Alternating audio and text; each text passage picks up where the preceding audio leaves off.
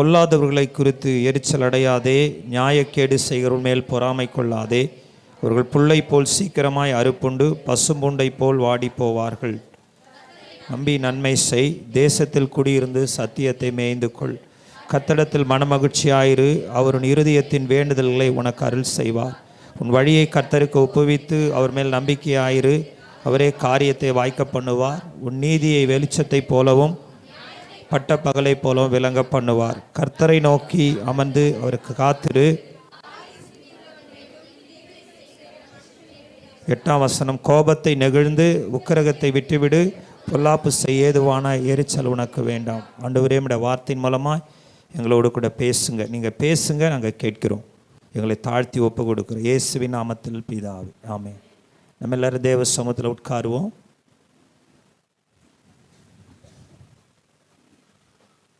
எல்லாரும் கொஞ்சம் முன்னால் தள்ளி வாங்க.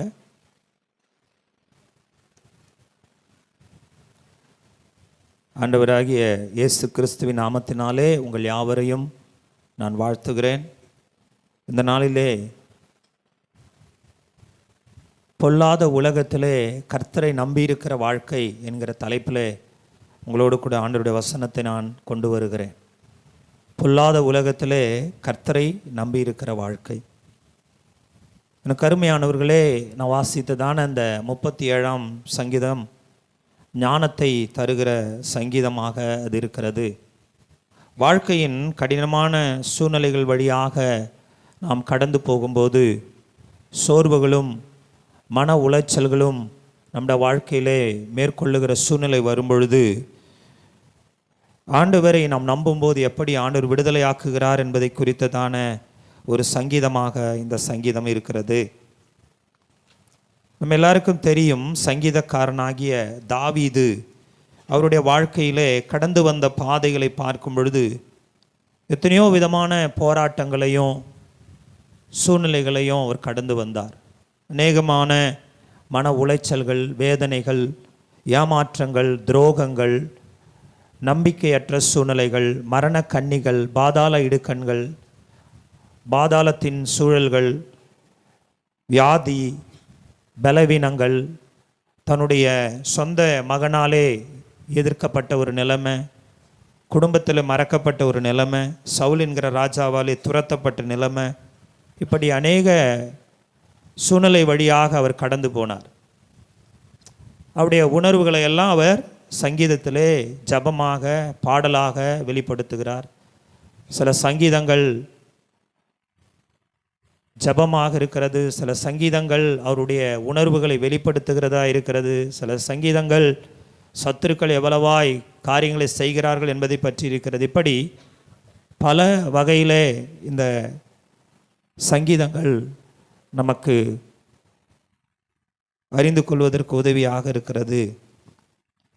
இப்போ இவருடைய வாழ்க்கையிலே கடந்து வந்த பாதைகளை அவர் பார்த்து சில காரியங்களை நமக்கு தேவனுடைய ஒத்தாசையோடு ஆலோசனையாக தருகிறார். இந்த பகுதி நம்ம வாசிக்கும்போது நமக்கு தெளிவாய் தெரிகிற காரியம், மோசமான இந்த உலகத்திலே கர்த்தரை நாம் நம்பும் பொழுது நாம் எப்படியாக பாதுகாக்கப்படுகிறோம் என்பதை இன்றைக்கு நாம் தியானிக்க போகிறோம். பாருங்க, இந்த உலகத்தில் 40% மக்கள் ஒன்றுமே நடக்காத காரியங்களுக்காக கவலைப்படுறாங்க. 30% மக்கள் எதுக்காக கவலைப்படுறாங்கன்னா, ஏற்கனவே நடந்து முடிந்த காரியங்களுக்காக கவலைப்படுறாங்க. 12% மக்கள் தேவையில்லாத காரியங்களுக்காக என்ன பண்ணுறாங்களா, கவலைப்படுறாங்க. 10% மக்கள் சின்ன சின்ன விஷயங்களுக்கெல்லாம் ரொம்ப கவலைப்படுறாங்க. 8% மக்கள் சில நியாயமான காரியங்களுக்காக கவலைப்படுறாங்க. இப்படி 100% மக்களை பிரிக்கும் பொழுது இத்தனை சதவீத மக்கள் கவலையில் வாழ்ந்துட்டு இருக்கிறாங்க. இங்கே சங்கீதக்காரனாகிய தாவீது என்ன சொல்கிறாருன்னா, சில நேரத்தில் நமக்கு எதை குறித்த கவலை வருது அப்படின்னா, இந்த உலகத்தில் இருக்கிற மக்கள் துன்மார்க்கத்தனம் பண்ணுறவன், அநியாயம் பண்ணுறவன், அக்கிரமம் பண்ணுறவன், இவன்லாம் நல்லா இருக்கிறானே, இவன் குடும்பம்லாம் நல்லா இருக்குது, இவன் தழைக்கிறானே, இவன் செழிக்கிறானே, கடவுள்னு ஒருத்தர் இருக்கிறாரா, இவெல்லாம் நல்லா வாழறானே, நல்லவங்களுக்கெல்லாம் கஷ்டம் வருது, நல்லவங்களாம் துன்பப்படுறாங்களே, கெட்டவங்களாம் நல்லா இருக்கிறானே, என்னங்க இது புரிய மாட்டுது இந்த லாஜிக்கே அப்படின்னு சொல்லி ஒருவேளை ஆண்டவருடைய பிள்ளைகளாக இருக்கிற நம்ம இன்றைக்கி ஒரு கோபமும் எரிச்சலும் இருக்குன்னு சொன்னால் அதுக்கு அவர் சொல்கிறாரு, பொல்லாதவர்களை குறித்து என்ன பண்ணாத, எரிச்சலோட நியாயக்கேடு செய்வமே என்ன பண்ணாத, பொறாமை கொள்ளாத. என்ன சொல்கிறேன்னா, பொறாமை கொள்ளாத, எரிச்சல் அடையாத. இன்றைக்கி நமக்கு அநேக நேரங்களில் மற்றவருடைய வாழ்க்கையை பார்க்கும் பொழுது 2 காரியம் வரும். ஒன்று என்னன்னா, அவன் முன்னேற்றமாக இருக்கிறத பார்க்கும் பொழுது, உயர்வில் இருக்கும் பொழுது பார்க்கும் பொழுது, அல்லது நல்ல ஒரு நிலையில் இருக்கும் பொழுது என்ன வருதுன்னு சொன்னால், உலகத்தில் இருக்கிற மக்களுக்கு பொறாமை வருது. இன்னொன்று என்ன வருது, எரிச்சல் வருது. கர்த்தருடைய பிள்ளைகளாகி நம்ம கூட சில நேரத்தில் துரோகம் பண்ணுறவங்க, அநியாயம் பண்ணுறவன், அக்கிரமம் பண்ணுறவன், மாயமாலமாக இருக்கிறவன், நடிக்கிறவன், இவெல்லாம் நல்லா இருக்கிறானே, அவனுக்கு ஒன்றுமே நடக்கலையே, அவன்லாம் நல்ல வசதியாக தானே இருக்கிறான், நல்ல மேன்மையில் இருக்கிறான், நமக்கே ஒரு வேதனையாக இருக்கிறது. அப்போ தாவீது சொல்கிறாரு, இப்படிப்பட்ட பொல்லாதவர்களை குறித்தெல்லாம் நீ என்ன பண்ணாத, எரிச்சல் அடையாத, நியாயக்கேடு செய்வமே என்ன பண்ணாத, பொறாமை கொள்ளாத. நீதிமானாக வாழறவங்க, கர்த்தருக்கு பயந்து வாழறவங்க எல்லாம் நம்ம இருக்கும் பொழுது நம்முடைய கண்களை நம்ம அவங்க மேலே வைக்காமல் நம்முடைய கண்களை நம்ம கர்த்தர் மேலே தான் வைக்கணும். அல்லேலூயா சொல்லுங்களேன். நம்முடைய கண்களை யார் மேலே வைக்கணும், கர்த்தர் மேலே வைக்கணும். எல்லாம் சொல்ல, கண்களை கர்த்தர் மேலே வைக்கணும். கரங்களை உயர்த்தி அல்லேலூயா சொல்லுங்களேன்.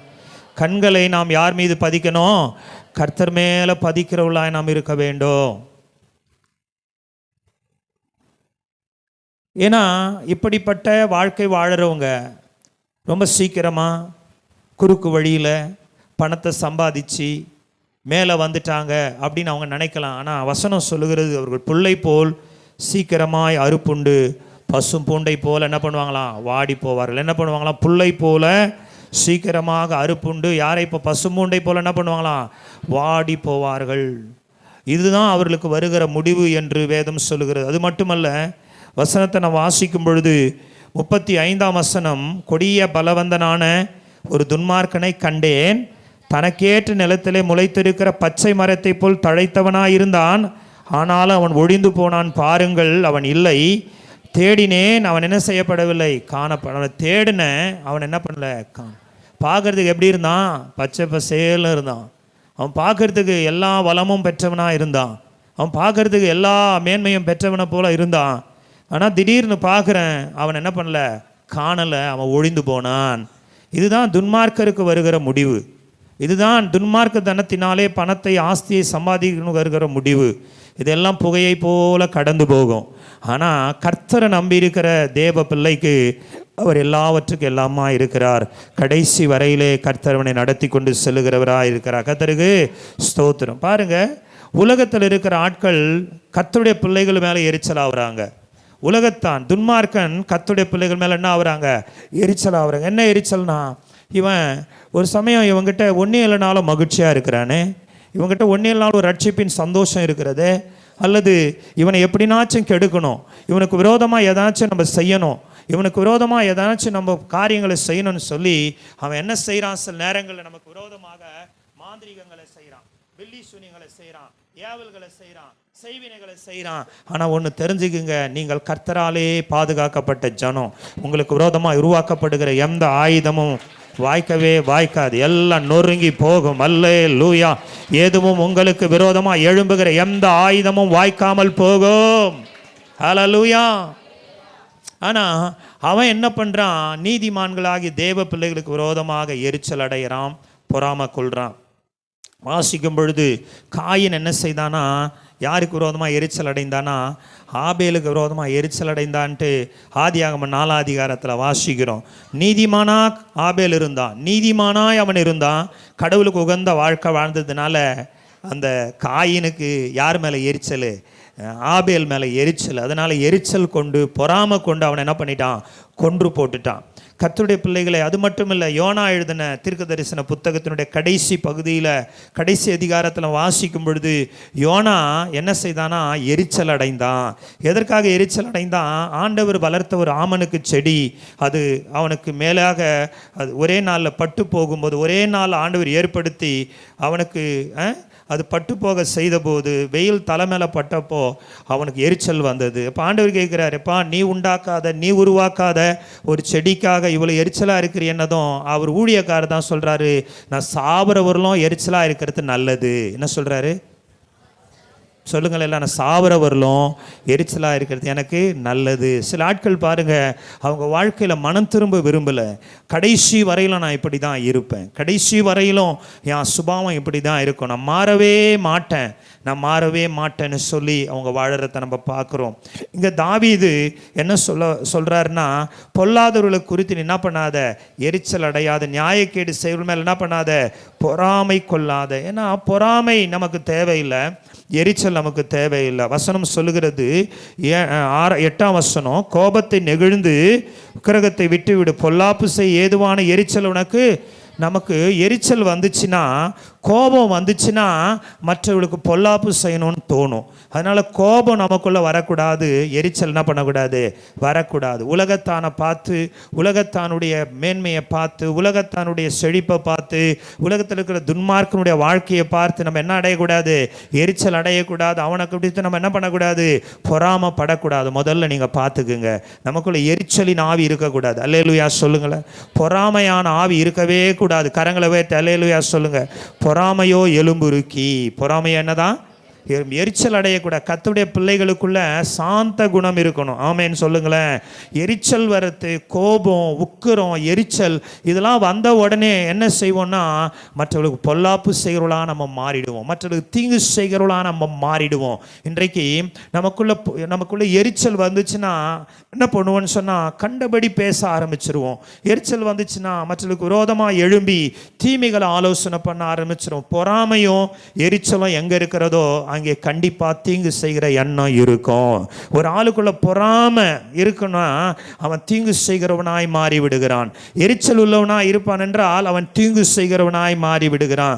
ஆண்டவர்கிட்ட கேட்கணும், ஆண்டவரே இந்த பொறாமையோ எரிச்சலோ எனக்குள்ள வரவே கூடாது. அல்லேலூயா சொல்லுங்களேன்.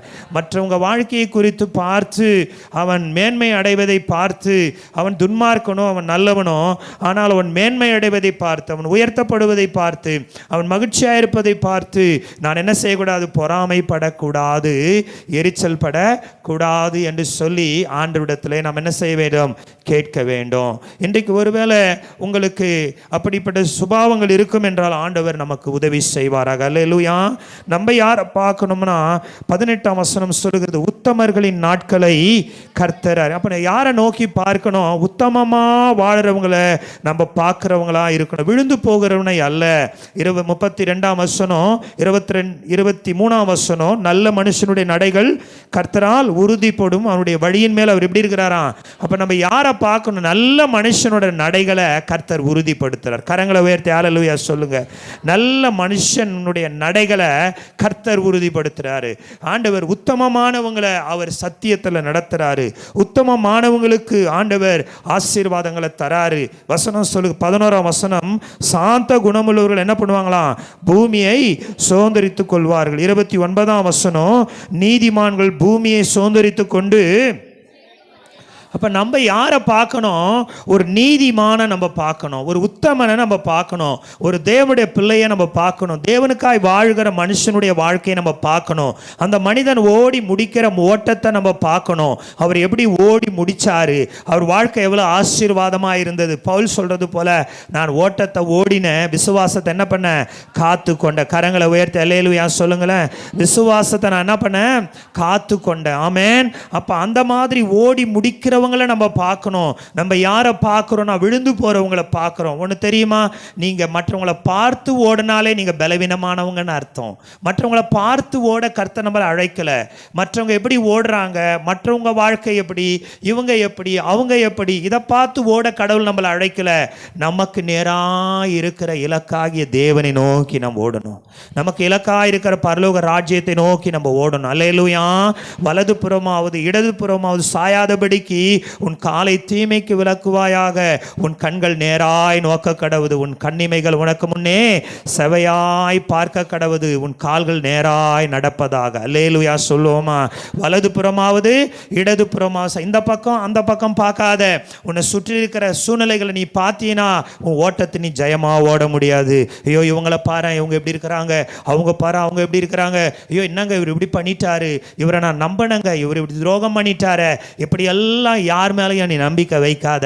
நீ நம்பிக்கை வைக்குவது ஒரே ஒருவர் தெய்வன் மட்டுமே. நீ கடைசி வரலாம் ஓடி முடிப்பதற்கு அவர் உனக்கு உதவி செய்வார். எத்தனை பேர் அல்லேலூயா சொல்றீங்க? கர்த்தருடைய பிள்ளைகளா இருக்கிற நம்மளுடைய வாழ்க்கை, நம்ம தேவனுடைய பிள்ளைகளாய் தேவனுக்குள்ளே ஜெயித்தவர்களை நாம் பார்க்க வேண்டும். ஆமென். அதனால தான் எபிரேயர் 11ஆம் அதிகாரத்தில் வாசிக்கும் பொழுது அங்கே ஒரு பெரிய பட்டியலை அவர் கொடுக்கிறாரு. என்ன பட்டியல்னு சொன்னா, ஆபேலை பற்றி பேசுறாரு, நோவாவை பற்றி பேசுறாரு, சரியா, மோசையை பற்றி பேசுறாரு, சிம்சோனை பற்றி பேசுறாரு, இன்னும் பாராக்கை பற்றி பேசுறாரு. அவங்க எல்லாம் விசுவாசத்தின் காரியத்தில் எப்படி ஜெயிச்சாங்க, விசுவாச வாழ்க்கையில் எப்படி ஜெயிச்சாங்க, இதெல்லாம் பார்க்குறோம். அதே நேரத்தில் சில ஆட்கள்லாம் ஒழுங்காக ஓடி முடிக்காம பாதியிலேயே வாழ்க்கை இழந்தவங்களையும் நம்ம பார்க்குறோம். இதெல்லாம் பைபிளில் நமக்கு ஒரு திருஷ்டாந்தமாக எழுதப்பட்டிருக்கிறது. அல்லேலூயா சொல்லுவோமா? ஏன்னா ஏன் ஆண்டவர் விழுந்தவங்களே எழுதி வச்சிருக்கிறாரு, ஓடி ஜெயிச்சவங்களே எழுதி வச்சிருக்கிறாருனா, நீ சரியா ஓடனா ஜெயிக்க முடியும், நீ சரியா ஓடல்னா தோற்று போவேன்னு சொல்லி எச்சரிப்பதற்காக எழுதி வைத்திருக்கிறார். அல்லேலூயா. சிலருடைய வாழ்க்கையை, ஜெயமான வாழ்க்கையை ஆண்டவர் வேதத்தில் எழுதி வச்சிருக்காரு தெரியுமா? நீ இப்படி ஓடு மகனே, நம்மளை உற்சாகப்படுத்துறாரு. இப்படி நீ விசுவாசத்தில் ஓடுனா உன் வாழ்க்கை ஜெயமா இருக்கணும்னு சொல்லி ஆண்டவர் உற்சாகப்படுத்த. அதே நேரத்தில் விழுந்து போன ஆட்களையும் ஆண்டவர் எழுதி வச்சிருக்காரு. ஏன் தெரியுமா? நீ இந்த மாதிரி ஓடுனா விழுந்துருவ, இந்த மாதிரி நீ ஓடுனா வாழ்க்கையில் மேன்மைகளையும் அடைய மாட்டேன்னு சொல்றதுக்காக தான் வேதம் தெளிவாக எழுதி வைத்திருக்கிறது. அப்ப இந்த நாளிலே ஆண்டவருடைய பிள்ளைகளா இருக்கிற நம்ம கர்த்தரை நம்பி வாழ்கின்ற ஒரு வாழ்க்கையை குறித்து இன்றைக்கு நாம் பார்க்க போகிறோம். வசனத்தை வாசிக்கும் போது 37ஆம் சங்கீதம் 3ஆம் வசனத்தை வாசிங்க. முதல்ல நம்ம என்ன செய்யணுமா? கர்த்தருக்கு என்ன பண்ணணுமா? கர்த்தரை நம்பி வாழ வேண்டும். எல்லாரும் சொல்லுங்க, பக்கத்தில் இருக்கவங்களை பார்த்து, கர்த்தரை நம்பி நாம் வாழ வேண்டும். அல்லேலூயா. கர்த்தரை நம்பி வாழ்கிற ஒரு வாழ்க்கை இன்றைக்கு நமக்கு அவசியமாக இருக்கிறது. நீங்கள் பாருங்க, இந்த ஆதி ஆகமத்திலிருந்து வெளிப்படுத்தல் வரையிலே பார்க்கும் பொழுது வேதத்தினுடைய மைய கருத்தே, ஒருவன் ஆண்டவர் மீது நம்பிக்கை வைக்கும்போது அவன் ஜெயிக்கின்ற ஜெயம், ஆண்டவர் மீது வைக்கின்ற நம்பிக்கையினாலே அவன் மேற்கொள்ளுகிற மேற்கொள்ளுதல்கள், ஆண்டவர் மீது வைக்கின்ற நம்பிக்கையினாலே அவன் பெறுகின்ற வெற்றி, ஆண்டவர் மீது வைக்கிற நம்பிக்கையினாலே அவன் அடைகின்றதான லட்சியம், இதெல்லாம் வேதத்தில் முழுமையாக எழுதப்பட்டிருக்கிறது. அப்ப கர்த்தருடைய பிள்ளைகள் யார் மீது நம்பிக்கை வைக்கணும்? கர்த்தர் மேல நம்பிக்கை வைக்கிறவர்களா நாம் இருக்க வேண்டும். அதனால தான் சங்கீதம் 115ஆம் சங்கீதம் 9ஆம் வசனத்தை வாசிக்கும் பொழுது, 10ஆம் வசனத்தை வாசிக்கும் பொழுதும், 11ஆம் வசனத்தை வாசிக்கும் போதும் சொல்றாரு, இஸ்ரவேலே கர்த்தரை நம்பு. 10ஆம் வசனத்தில் ஆரோன் குடும்பத்தாரே கர்த்தரை நம்பு. 11ஆம் வசனத்தில் கர்த்தருக்கு பயப்படுகிறவர்களே கர்த்தரை நம்புங்கள், அவரே அவர்களுக்கு துணையும் அவர்களுக்கு கேடகமுமாயிருக்கிறார். கையை நல்லா தட்டி கர்த்தரை நாம் நம்புகிற ஒரு வாழ்க்கை ஆசீர்வாதமான ஒரு வாழ்க்கையாக இருக்கிறது. சங்கீதம் 40ஆம் சங்கீதம் 4ஆம் வசனத்திலே சங்கீதக்காரன் சொல்லுகிற, அகங்காரிகளையும் பொய்யை சார்ந்திருக்கிறவனை நோக்காமல் கர்த்தரையே தன் நம்பிக்கையாய் கொண்டிருக்கிற மனுஷன் பாக்கியவன். இன்றைக்கு நம்முடைய நம்பிக்கை யார் மீது இருக்கிறது? சிலரெல்லாம் அரசியல்வாதிகள் மேல் நம்பிக்கை வைக்கிறாங்க. கர்த்தர் கூட அவங்களுக்கு தேவையில்லை, கர்த்தருடைய காரியங்கள் கூட முக்கியம் இல்லை. அரசியல் பதவிக்காக, அரசியலுக்காக, கட்சியின் காரியங்களுக்காக அதிகமாக ஈடுபாடு கொள்றாங்க. பொய்யை சார்ந்திருக்கிறவளை நம்புறாங்க, அகங்காரிகளை நம்புறாங்க. ஆனால் சங்கீதக்காரன் சொல்ற, அகங்காரிகளையும் பொய்யை சார்ந்திருக்கிறவளை நான் நோக்க மாட்டேன், நான் யாரை நோக்குவேன்? கர்த்தரையே நான் நம்பி இருப்பேன். அல்லேலூயா சொல்லுங்களேன். இன்றைக்கு உங்களுக்கு ஆசீர்வாதமான ஒரு பாதுகாப்பு எதுன்னா கர்த்தரை நம்புவது. அதனால தான் நீதிமொழிகள் 3ஆம் அதிகாரம் 5ஆம் வசனத்தில் சாலமோன் சொல்றாரு, உன் சுய புத்தியின் மேல் முழு இருதயத்தோடும் கர்த்தரில் எப்படி நம்பிக்கை. நம்ம யாரை நம்புறோங்கிறது ரொம்ப முக்கியம். whom do we trust? நம்ம யாரை நம்புகிறோம்? பக்கத்தில் உன கையை பிடிச்சி கேளுங்க. நம்புறது இருக்கட்டும், நம்ம யாரை நம்புகிறோம்? அல்லேலூயா. அது ரொம்ப முக்கியம் பாருங்க. நம்ம ஒரு தவறான ஆளை நம்பிட்டோம்னா ஏமாற்றப்படுவோம். ஒரு பொய்யான ஆளை நம்பிட்டோம்னா நம்ம ஏமாற்றப்படுவோம். ஒரு தீமையான மனுஷனை நம்பிட்டோம்னா நம்ம வஞ்சிக்கப்படுவோம். உலகத்தில் நம்ம நம்புறதுக்கு ரொம்ப யோசிக்கிறதா இருக்கிறது. இன்றைக்கி எதை பார்த்தாலும் நமக்கு ஒரு பயம் இருக்கிறது. யாரை நம்புறது? ஐயோ இவர் இப்படி பண்ணிட்டாரே, ஐயோ அவங்க இப்படி பண்ணிட்டாங்களே, யாரை தான்பா நம்புறது அப்படிங்கிற மாதிரி ஒரு சூழ்நிலை இன்றைக்கு உருவாகி வருகிறத நம்ம பார்க்குறோம். அதனால தான் அவர் சொல்கிறார், உன் சுய புத்தியின் மேல் என்ன பண்ணாத, சாயாத. யார் மேலே நம்பிக்கை? யார்? கர்த்தர் மேலே நம்பிக்கை. யார்? அல்லேலூயா சொல்லுவோமா? சிலர் சொல்லுவாங்க, என் மனசுக்கு இது படுதுங்க அதனால் நான் செஞ்சேன்னு வாங்க. உன் மனசுக்கு படுறது நீ செய்கிறதுனால அது சரியானதாக இருக்காது. நீ கர்த்தருக்கு என்ன படுதோ அதை தான் நீ செஞ்சினா அது ஆசீர்வாதமாக இருக்கும். எத்தனை பேர் நான் சொல்கிறத விசுவாசிக்கிறீங்க? கரங்களை உயர்த்தி அல்லேலூயா சொல்லுங்கள். கர்த்தருக்கு என்ன விருப்பமோ, கர்த்தர் என்ன சொல்கிறாரோ அதை செய்யணும். அதை விட்டுட்டு சொல்லுவாங்க, எங்க என் மனசுக்கு இது தெரிஞ்சு, என் மனசுக்கு இது காரியங்க அதனால் செய்கிறேங்க அப்படின்வாங்க. அநேக நேரத்தில் நம்முடைய மனதில் இருக்கிற எண்ணங்கள் சரியானதாக இருக்கிறது இல்லை. மனுஷனுக்கு செம்மையாய் தோன்றுகிற வழி உண்டு, அதன் முடிவோ என்ன வழிகள்? மரண வழிகள். எத்தனையோ தடவை நம்ம மனசு சொல்லுது, எண்ணம் சொல்லுது, சுபாவம் சொல்லுதுன்னு சொல்லி செஞ்ச எத்தனையோ விஷயங்கள் நம்ம தோல்வி அடைஞ்சிருக்கிறோம்.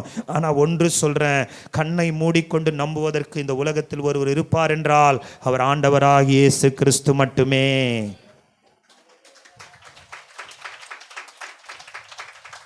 மனுஷனை கண்ணை மூடிய நம்ப முடியாது, கண்ணை திறந்தோ நம்ப முடியாது. ஆனா ஒருத்தரை நீங்க பிளைண்டா நம்பலாம். ஒருத்தரை நீங்க எந்த விதமான பயமும் இல்லாம நம்பலாம், எந்த விதமான தயக்கம் இல்லாம நம்பலாம். அவர் தான் ஆண்டவராகிய தேவன். எத்தனை பேர் அதை விசுவாசிக்கிறீங்க? இன்றைக்கு யாரை நம்பணும்? அந்த பொல்லாத உலகத்தில் கர்த்தரை நம்ம நம்புறவர்களாக இருக்க வேண்டும். கர்த்தருக்கு ஸ்தோத்திரம். அல்லேலூயா.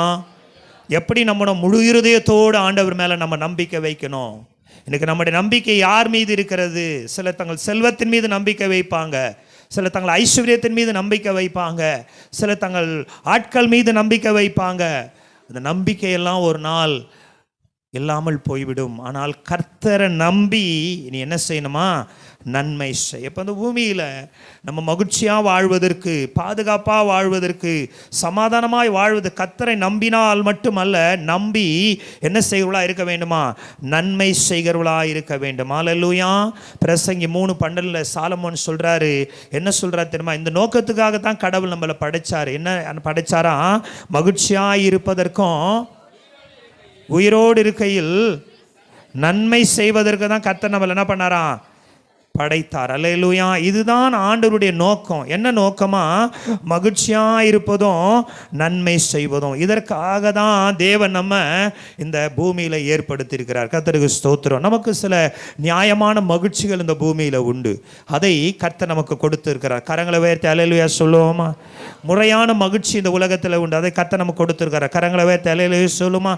ஆகவே நாம் எதற்காக இந்த உலகத்தில் சிருஷ்டிக்கப்பட்டோம்?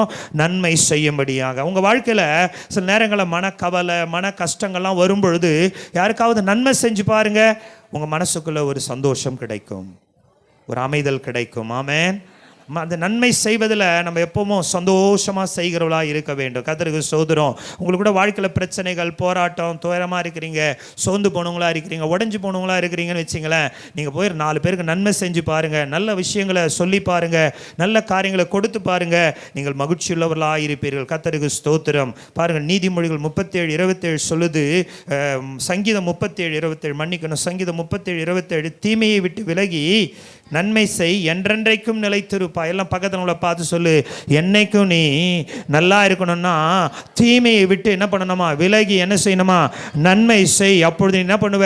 நிலைத்திருப்ப. கர்த்தர் உன்னை ஆசீர்வாதமாக வைக்கணும்னா தீமையை விட்டு விலகி என்ன பண்ணணுமா? நன்மை செய்யணும்னு கர்த்தருடைய வசனம் சொல்கிறது. லூக்கா 6:35 வசனத்தோட கடவுளுடைய குணாதிசயம் என்ன தெரியுமா? வாசிங்க. லூக்கா 6:35. சிநேகியுங்கள், நன்மை செய்யுங்கள், கடன் கொடுங்கள், மகுதியாக இருக்கும், உன்னதமானவருக்கு பிள்ளைகளாக இருப்பீர்கள், நன்றி அறியாதவர்களுக்கும் துரோகிகளுக்கும் நன்மை செய்கிறாரே. கரங்களை தட்டி ஆண்டவருக்கு மகிமை. ஆண்டவர் யாருக்கு நன்மை செய்கிறாரா? நன்றி அறியாதவர்களுக்கும். அப்படின்னா எவ்வளோ ஆண்டவர் நன்மை செஞ்சோம், நன்றி கெட்டவங்களா இருக்கிறவங்களுக்கும் துரோகிகளுக்கு என்ன பண்ணுறாரு ஆண்டவர்? 2 கேட்டகரியுமே மோசமான category group of people, bad category. 2மே மோசமான குரூப். ஒன்று நன்றி கெட்ட ஜனம், இன்னொன்று துரோகம் செய்கிற ஜனம். இது 2மே ஆபத்தானவங்க. பாருங்க, இப்படிப்பட்டவங்க ரொம்ப ஆபத்தானவங்க. நம்ம ஒருத்தருக்கு நன்றியாக இருப்பாங்கன்னு சொல்லி உதவி செய்யறதில்ல, ஆனால் நமக்கு ஒருத்தர் உதவி செஞ்சால் அவங்களுக்கு நாம் நன்றியாக இருக்கணும். அதுதான் நல்ல குணம். ஆமேன். அதுதான் நல்ல சுபாவம். அல்லேலூயா சொல்லுங்களேன். அநேக நேரங்களில் நமக்கு எத்தனை பேர் நன்மை செஞ்சுருப்பாங்க, நம்ம உடனே அந்த நன்மையை மறந்துடுறோம், அந்த நன்றியை நம்ம மறந்துடுறோம். அதுதான் நான் அடிக்கடி சொல்லுவேன், நன்றி மறக்கணும் துரோகியம் செத்து போனவனுக்கு சபம்னு சொல்லுவேன். நம்ம வாழ்க்கையில் எத்தனையோ பேரை நம்ம சந்திச்சிருக்கிறோம், துரோகிகளை சந்திச்சிருப்போம். துரோகினா என்ன? உன்னை நான் நம்புகிறேன், அவன் அந்த நம்பிக்கைக்கு விரோதமாய் நடப்பது தான் துரோகம். அது கணவனாக இருக்கலாம், மனைவியாக இருக்கலாம், ஊழியக்காரனாக இருக்கலாம், விசுவாசியாக இருக்கலாம். ஒருத்தரை நம்ம நம்புகிறோன்னா அந்த நம்பிக்கைக்கு எதிராக செயல்படுவார்கள் என்றால் அது பேர் தான் துரோகம். ஆனால் இங்கே பாருங்கள், நம்ம தெய்வத்தோட சுபாவம் பாருங்கள், நன்றி கெட்டவனுக்கும் துரோகிக்கும் அவர் நன்மை செய்கிறாரு. கஷ்டம் தானே அது? அதான் தெய்வீக குணம். கரங்களை உயர்த்தி அல்லேலூயா சொல்லு. மனுஷனோட குணம் என்னன்னா, எனக்கு நீ நல்லது செய், நான் உனக்கு என்ன செய்கிறேன்? நல்லது செய்கிறேன். பிசாசு குணம் என்ன தெரியுமா? நீ நல்லது செஞ்சாலும் நான் உனக்கு என்ன தான் செய்வேன்? கெட்டது தான் செய்வேன். ஆனால் தெய்வத்தின் குணம், நீ தீமையே செஞ்சாலும் நான் உனக்கு நன்மை தான் செய்வேன். இதான் தெய்வத்தோட குணம். அல்லேலூயா. கரங்களை தட்டி கர்த்தரை மகிமைப்படு. இப்போ கர்த்தரை நம்பி என்ன செய்? நன்மை செய். 3 யோவான் 11 சொல்லுகிறது, நன்மை செய்கிறவன் யாரால் உண்டாயிருக்கிறானா? தேவனால் உண்டாயிருக்கிறான். எல்லாம் சொல்லுங்க, நன்மை செய்கிறவன். 3 யோவான் 11 என்ன சொல்லுது? பிரியமானவனே, தீமையானதை பின்பற்றாமல் நன்மையானதை பின்பற்று, நன்மை செய்கிறவன் தேவனால் உண்டாயிருக்கிறான். சொல்லுங்க எல்லாரும் கையை உயர்த்தி, நான் நன்மை செய்கிறவனாய் இருந்தால் நான் தேவனால் உண்டாயிருக்கிறேன், நான் தீமை செய்கிறவனாய் இருந்தால் நான் பிசாசினால் உண்டாயிருக்கிறேன். இப்போ நீங்கள் ஒரு முடிவுக்கு வாங்க, நீங்கள் நன்மை செய்கிறவளாக இருக்க போகிறீர்களா, தீமை செய்கிறவளாக இருக்க போகிறீர்களா? நன்மை பேசலாக இருக்க போகிறீர்களா, தீமை பேசல இருக்க போகிறீர்களா? உங்களாலே உங்கள் குடும்பத்துக்கு நன்மை உண்டாகிறதா? உங்களாலே சபைக்கு நன்மை உண்டாகிறதா? உங்களாலே ஊழியத்துக்கு நன்மை உண்டாகிறதா அல்லது தீமை உண்டாகிறதா? மன கஷ்டங்கள் உண்டாகிறதா? மன உளைச்சல் கொண்டு வருகிறீர்களா? மன வேதனையை கொண்டு வருகிறீர்களா? இன்றைக்கு ஆண்டவர் நம்மோடு பேசுகிற காரியம், நன்மை செய்கிறவன் யாரால் உண்டாயிருக்கிறானா? தேவனால் உண்டாயிருக்கிறான். அல்லேலூயா சொல்லுங்களேன். ஆதியாகமம் 4:7 சொல்லுகிறது, நன்மை செய்தால் மேன்மை இல்லையோ, தீமை செய்தால் பாவம் வாசற்படியில் என்ன பண்ணியிருக்கோமா? படுத்திருக்கோம். இன்றைக்கு ரொம்ப குடும்பங்களிலே அவருடைய வாசற்படியிலே சாபம் இருக்கிறது. காரணம், எவ்வளோ பேர் நன்மை செஞ்சவங்களுக்கெல்லாம் அவங்க தீமை செய்கிறவர்களாக இருக்கிறாங்க, தீமையை திட்டம் பண்ணுறாங்க, தீமையை யோசிக்கிறாங்க. அதனால தான் வீட்டிலே வாசலிலே சாபம் இருக்கிறது, அவருடைய வாழ்க்கையிலே பாவம் படுத்திருக்கிறது. பிரியமானவர்களே, ஒன்று தெரிந்து கொள்ளுங்க, நீங்கள் அதிகமாக செபிக்கலாம், அதிகமாக தேவனை தேடுறவங்களா இருக்கலாம், ஆனால் தீமையை ஜெயிக்கிறவர்களாய் நீங்களும் நானும் இருக்க வேண்டும். அல்லேலூயா சொல்லுவோமா? ஒருவேளை இந்த வருஷத்தில் ஆராய்ந்து பாருங்க, உங்களுக்கு நன்மை செய்வதற்கு எதிராக நீங்கள் தீமை செய்திருப்பீங்கன்னு சொன்னா, எத்தனை நீங்கள் மனம் திரும்ப வேண்டும், நீங்களும் நானும் மனம் திரும்ப வேண்டும். தீமை செய்கிறதான ஒரு குடும்பமாக நம்ம இருக்கவே கூடாது. அல்லேலூயா.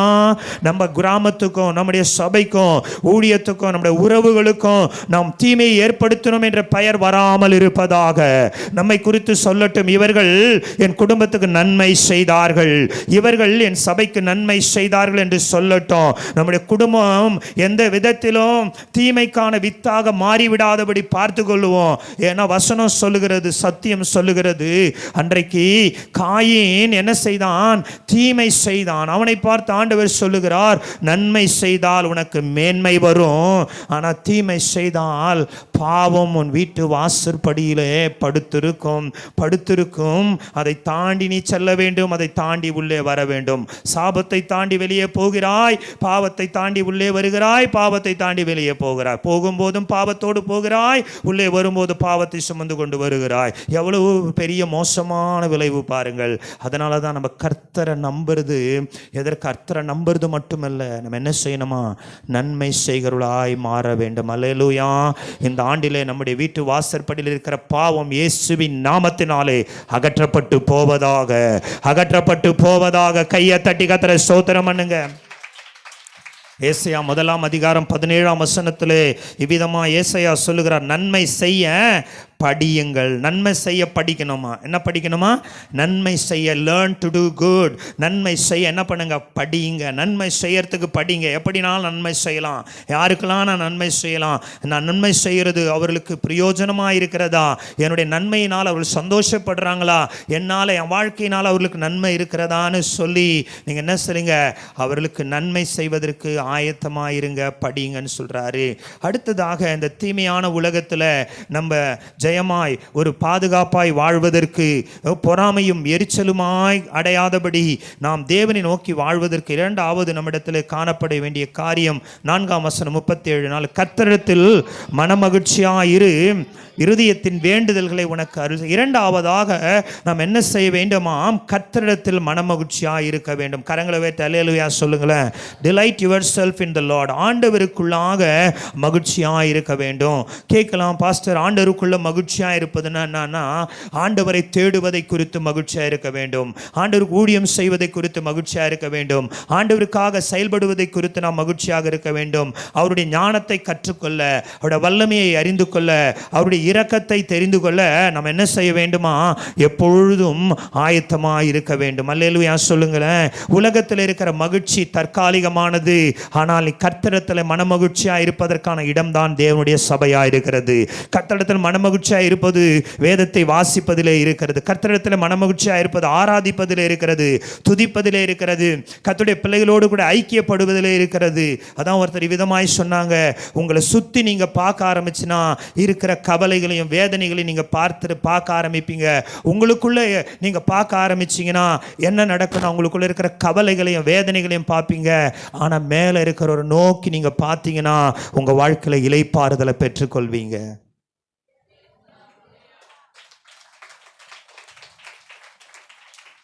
என்னை சுற்றி, when I look around, என்னை சுற்றி நான் பார்க்குறப்போ பிரச்சனை, போராட்டம், கலக்கம், துரோகம், வஞ்சகம், எரிச்சல், அருவருப்பு, தீமை, இது எல்லாம் என்னை சுற்றி இருக்கிறது.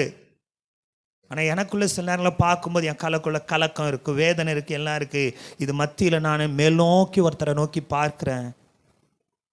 அவரை பார்க்கும் பொழுது என்னுடைய ஆத்மாவுக்கு இளைப்பாறுதல் கிடைக்கிறது. அல்லேலூயா சொல்லுவோமா?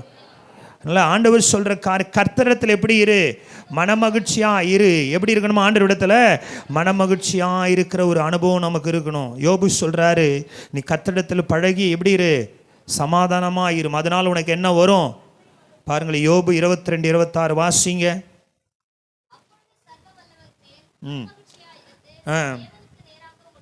பாருங்கள், சர்வ வல்லவரிடத்தில் மனமகிழ்ச்சியா இருந்து முகத்தை அவருக்கு நேராக என்ன செய்வீர்? ஆண்டவருக்கு நாம் மனமகிழ்ச்சியாக இருக்கும் பொழுது ஆண்டவருக்கு முன்பாக நம்ம முகத்தை ஏறெடுக்கிறவர்களாய் நாம் இருப்போம். அப்போது மனமகிழ்ச்சி தான் நம்ம என்ன செய்கிறது? அவருக்கு முன்பாக நாம் நம்முடைய முகத்தை உயர்த்துவதற்கு உதவி செய்கிறது. யோபு 22:21 சொல்லுகிறது, நீர் அவரோடு பழகி சமாதானமாயிரும், நன்மை வரும். 22, அவர் வாயிலிருந்து பிறந்த வேத பிரமாணத்தை ஏற்றுக்கொண்டு அவர் வார்த்தைகளை உம்முடைய இருதயத்தில் வைத்து கொள்ள வேண்டுகிறேன். அல்லேலூயா சொல்லுங்க. இந்த வேத பிரமாணம், வாயிலிருந்து வந்த வேத பிரமாணம், எல்லாம் சொல்ல, வாயிலிருந்து வந்த வேத பிரமாணம், எல்லாம் சொல்லுங்க, வாயிலிருந்து வந்த வேத பிரமாணம், எல்லாம் சொல்லுங்க திருப்பி, அவர் வாயிலிருந்து வந்த வேத பிரமாணத்தை ஏற்றுக்கொண்டு அவருடைய வார்த்தைகளை இருதயத்திலே காத்துக்கொள். அவருடைய வார்த்தைகள் என்ன பண்ணுமா? இருதயத்தில் காத்துக்கொள்ளும். இந்த வார்த்தை, the word of God came from him. ஆண்டவரிடத்திலிருந்து வந்த வார்த்தை, அதை நான் I have to keep it in my heart. இருதயத்தில் அதை வைத்துக் கொள்ள வேண்டும். ஏன் தெரியுமா? அது அவரிடத்திலிருந்து வந்தது. இப்ப நான் இப்படி நான் செய்வேன்னா என்னுடைய உள்ளத்தில் ஒரு மகிழ்ச்சியை நாம் பார்க்க முடியும். வேதம் சொல்லுகிறது, மன மகிழ்ச்சி நல்ல ஔஷதம். எது நல்ல மருந்தா? மனசு மகிழ்ச்சியாக இருந்தால் தான் உடல் ஆரோக்கியமாக இருக்கும். மனம் மகிழ்ச்சியாக இருந்தால் தான் உடல் இளமையாக இருக்கும். அதுதான் மன மகிழ்ச்சி தான் முகமலர்ச்சியை தரணும். இன்னொரு இடத்துல சாலமோன் சொல்கிறாரு, ஒரு இடத்துல மன மகிழ்ச்சி தான் நல்ல மருந்துன்னு சொல்கிறாரு. இப்போ இந்த மனதில் மகிழ்ச்சி இல்லைன்னா நம்ம ஆசீர்வதியமாக இருக்க முடியாது. ஒரு ஒரு ஒரு சந்தோஷமான வாழ்க்கை வாழ முடியாது. பாருங்கள், உலகத்தில் எல்லாரும் சொல்கிற காரியம் எல்லாம் இருக்குது. ஒருத்தர் சொல்கிறாரு, எனக்கு பெரிய வீடு இருக்குது, நல்ல பங்களா இருக்குது, அழகான மனைவி பிள்ளைங்க இருக்கிறாங்க, எல்லா வசதிகள் இருக்குது, நல்லா படிச்சிருக்கிறேன், கை நிறைய சம்பாதிக்கிறேன், ஆனால் மனசில் என்ன இல்லை? நிம்மதி இல்லை. மனுஷனுடைய வாழ்க்கையினுடைய அடித்தளமே மன நிம்மதி. அது அவனுக்குள்ளே இல்லைன்னா அவன் வாழ்கிற வாழ்க்கை வீணான வாழ்க்கை. எல்லாம் இருக்கிறது, எல்லா வசதியும் இருக்கிறது, நல்லா சம்பாதிக்கிறேன், நல்ல பேர் எல்லாம் இருக்கு, ஆனால் உள்ளத்தில் ஒரு வெற்றிடம் இருக்கிறது. எனக்கு என்ன இல்லை? மனசுக்குள்ள சந்தோஷமே இல்லை. ஆனால் நான் சொல்கிறேன், நீ தேடுகிற நிம்மதி இயேசுவிடத்தில் இருக்கிறது. நீ யாராக இருந்தாலும், உன் சம்பாத்தனை கொஞ்சமாக இருந்தாலும் மனரம்பியமாக நீ வாழ முடியும். உன் சம்பாதனை கொஞ்சமாக இருந்தாலும் கர்த்தர் அதை ஆசீர்வதிப்பார்னு சொன்னால் உன் குடும்பத்தில் மகிழ்ச்சி நீ பார்க்க முடியும். நீ கொஞ்சமாக சம்பாதிக்கிற கர்த்தர் ஆசீர்வதிப்பார்னு சொன்னால் கடன் இல்லாமல் உன்னால் வாழ முடியும். நீ கொஞ்சம் தான் சம்பாதிக்கிற, அதை கர்த்தர் கையில் கொடுத்தினா அவர் 5 அப்பம் 2 மீனை 5000க்கு மேலே இருக்கிற ஜனங்களை போஷித்தது போல நீ சம்பாதிக்கிறதுல கொஞ்சத்தில் ஆண்டவருக்கு முதல்ல நீ கொடுப்பேன்னு சொன்னால் கர்த்தர் உன் குடும்பத்தில் பொருளாதாரத்தில் ஆசீர்வாதத்தை கொண்டு வர வல்லவராக இருக்கிறார். எத்தனை பேர் ஆமேன்னு சொல்றீங்க? கர்த்தரத்தில் மனமகிழ்ச்சியாக இருக்கணும், ஆண்டவருக்குரிய காரியங்களை சந்தோஷமாக செயல்படணும். ஊழியம் செய்வதா இருக்கட்டும், அவருக்கு கொடுப்பதா இருக்கட்டும், இதில் எல்லாம் ஒரு மன மகிழ்ச்சி உள்ளவங்களா நம்ம இருக்கணுங்க. அப்போதான் அடுத்த வசனம் கர்த்தரிடத்தில் மனமகிழ்ச்சியாக இரு, உன் இருதயத்தின் வேண்டுதல்களை உனக்கு என்ன பண்ணுவாராம்?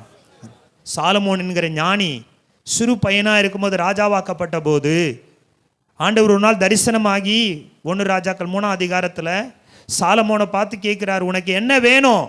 நீ கேட்பதை நீ விரும்புவதை என்கிட்ட என்ன பண்ண கேளு அப்படின்றாரு. அதுக்கு சாலமோன் சொல்கிறார், நான் சின்ன பிள்ளையாக இருக்கிறேன், போக்குவரத்து அறியாத சின்ன பிள்ளையாக இருக்கிறேன் ஆண்டவரே. சரி, எனக்கு என்ன வேணும்? ஞானம் வேணும். எல்லாம் பக்கத்தில் கேளுங்க, என்ன வேணும்? நம்முடைய ஜபம் என்னைக்காச்சும் ஆண்டவர் ஞானத்தை தாரும் நம்ம கேட்கறது இல்லை. அநேக நேரங்களில் நமக்கு ஞானம் இருக்கிற மாதிரியே வாழறோம், ஆனால் கொஞ்சம் கூட ஞானம் இல்லை, புத்தி இல்லை. இதை கேட்க மாட்டோம். எது வாழ்க்கைக்கு முக்கியமோ அதை கேட்கறது இல்லை, எல்லாத்தையும் கேட்குறோம். ஆண்டவரே சம்பள உயர்வு வேணும், நல்ல ஒரு இடத்துல வேலை கிடைக்கணும், போன வருஷம் இவ்வளோ சம்பாரிச்சு இந்த வருஷம் அதிகமாக சம்பாதிக்கணும், இந்த தடவை நல்ல எனக்கு எல்லா வாய்ப்புகளும் வரணும், இதெல்லாம் கேட்டுக்கிட்டு தான் இருக்கிறோம். ஆனால் ஒரு நாளாச்சும் ஆண்டவர் எனக்கு ஞானம் கொடுங்கன்னு நம்ம கேட்குறோமா? அந்த ஜபமே நமக்கு மறந்து போகுது.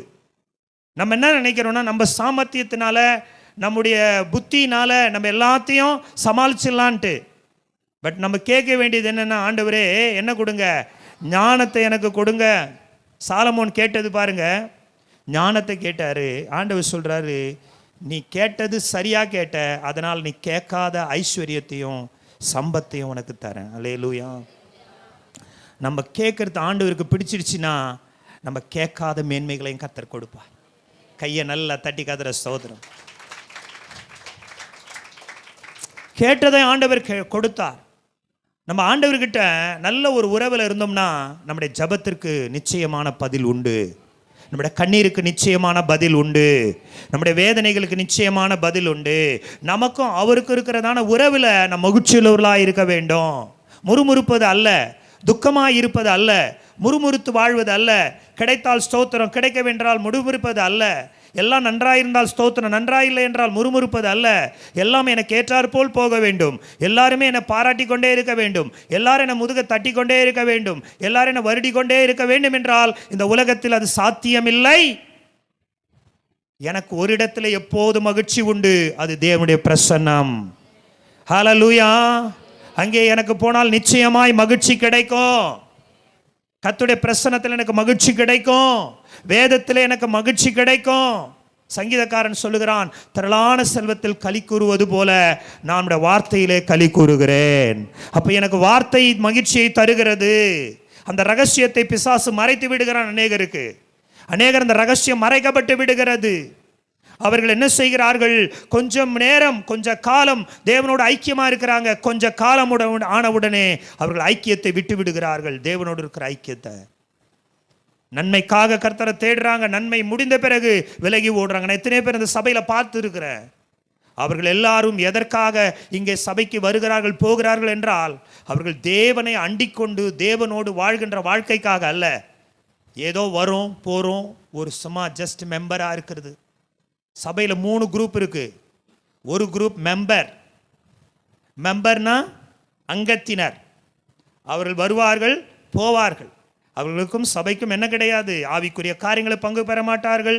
வருவாங்க, சந்தா கொடுப்பாங்க, காணி கொடுப்பாங்க, வருவாங்க, போவாங்க, அவ்வளோதான். அவங்களுக்கும் சபைக்கும் ஊழியக்காரனுக்கும் விசுவாசிகளுக்கும் ஐக்கியம் இருக்காது, பங்கு கிடையாது. அவங்க மெம்பர். அவங்க வருவாங்க, போவாங்க, அவங்க வரலாம், போகலாம், பிரச்சனை கிடையாது. 2வது விசுவாசிகள். இவங்க யாருன்னா, வருவாங்க, போவாங்க, ஆவிக்குரிய காரியங்கள்லாம் பண்ணுவாங்க, பங்கெடுப்பாங்க, வருவாங்க. நல்லா இருக்கும்போது அல்லேலூயா சோத்திரம் சோத்திரன்னுவாங்க. கெட்டு போகிற நேரம் வந்துச்சுன்னா ஊழியக்காரை திட்டுவாங்க, சபையை திட்டுவாங்க, முறுமுறுப்பாங்க. 4 வாரம் சர்ச்சுக்கு வர மாட்டாங்க, வேறு எங்கன்னா போயிடுவாங்க. இந்த சபை ஒழுங்கில்லைன்ட்டு அந்த சபைக்கு போவாங்க, அந்த சபை ஒழுங்கு அங்கே போவாங்க. இந்த பாஸ்ட் ஒழுங்கில்லை, அந்த பாஸ்ட் ஒழுங்கில்லைன்னுவாங்க, எல்லாரையும் குறை சொல்லுவாங்க. திடீர்னு சர்ச்சுக்கு வருவாங்க. அப்புறம் கர்த்தருக்கு ஸ்தோத்திரம், பாஸ்ட் எங்கள் பாஸ்டா மாதிரி யாரும் கிடையாதுன்னுவாங்க. அப்புறம் 4 வாரம் கழிச்ச பேர் அந்த ஆள் கிடக்கிறான்னுவாங்க. இவங்க யாருன்னா எல்லாம் கலந்த கலவை. இவங்களை நம்பவே முடியாமல் நம்ம இருக்கவும் முடியாது. வருவாங்க, வராமல் இருப்பாங்க, திடீர்னு வருவாங்க. ஐயோ பின்மாற்றமாக போயிட்டாங்கன்னு நினச்சினே இருப்போம். ஒரே அல்லேலூயா போடுவாங்க, ஒரே அமகலம் பண்ணுவாங்க, ஒரே சந்தோஷமாக இருப்பாங்க, நம்பவே முடியாது. அப்புறம் கொஞ்ச நாள் பார்த்தா எங்கெங்க அவரை காணங்க அவர் திடீர்னு வருவார், திடீர்னு போவார், திடீர்னு அபிஷேகத்தில் நிரம்புவார். இவர் யார்? இவர் தான் விசுவாசி. ஆனால் சீஷன் ஒருத்தர் இருக்கான். அவன் யார் தெரியுமா? அடித்தாலும் குத்தினாலும் வெட்டினாலும் அவதூறு வந்தாலும் நிந்தை வந்தாலும் அவமானம் வந்தாலும் கர்த்தருக்கென்று கீழ்ப்படிந்து வாழ்வான். எந்த சூழ்நிலையும் கர்த்தருக்காகவே வாழ்வான், கீழ்ப்படுதலோடு வாழ்வான், தாழ்மையோடு வாழ்வான், அன்போடு வாழ்வான், ஆவின் கனி கொடுப்பான், சபைக்கு ஆசீர்வாதமாக இருப்பான், ஊழியக்காரனுக்கு மகிழ்ச்சியை கொண்டு வருவான், சுற்றி இருக்கிற மக்களுக்கு சாட்சியான நல்ல ஒரு வெளிச்சமாக இருப்பான், அநேகருக்கு நன்மை செய்கிறவனாக இருப்பான், இயேசுவை பிரதிபலிப்பான். பார்க்குறவங்களாம் இயேசுவை அவனில் பார்ப்பாங்க, அவன் வார்த்தையில் இயேசுவை பார்ப்பாங்க, அவன் செயலில் இயேசுவை பார்ப்பாங்க. அவன் போகிற இடத்துலலாம் ஒரு பெரிய மகிழ்ச்சி இருக்கும். அவன் துன்பங்கள் வழியாக போவான், கஷ்டங்கள் வழியாக போவான், அவனுக்கு பலவிதமான போராட்டங்கள் இருக்கும், நெருக்கடிகள் இருக்கும், அவனுக்கு விரோதமாக பிசாசு எழும்புவான், தாக்குதலை கொண்டு வருவான். ஆனால் அவன்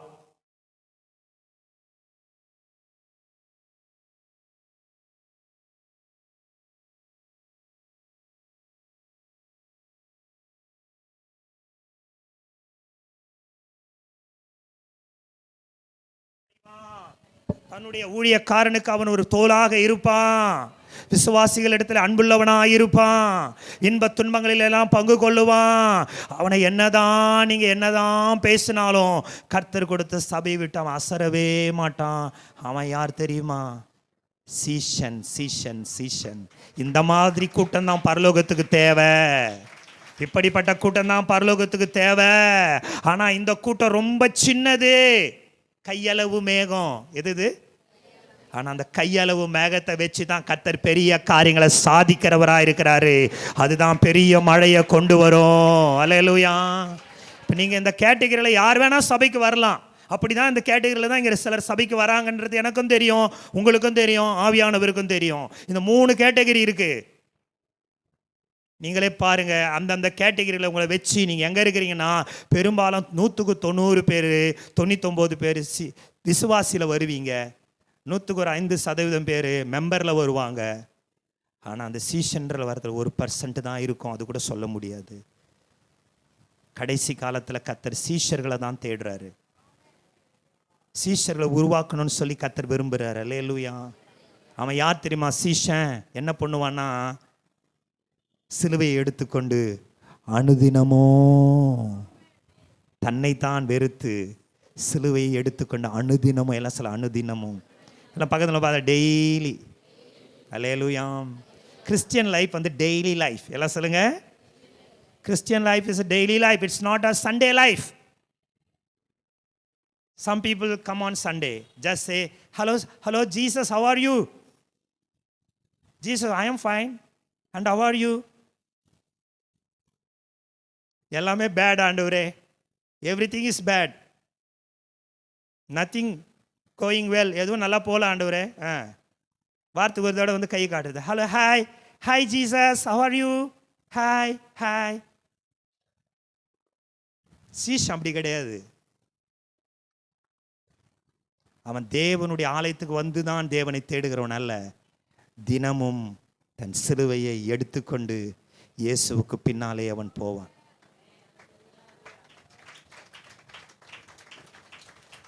அவன் தன்னைத்தான் வெறுப்பான். அல்லேலூயா. அவன் தன்னை வெறுப்பான். அதான் சொன்னான், நம்ம சாவணும்.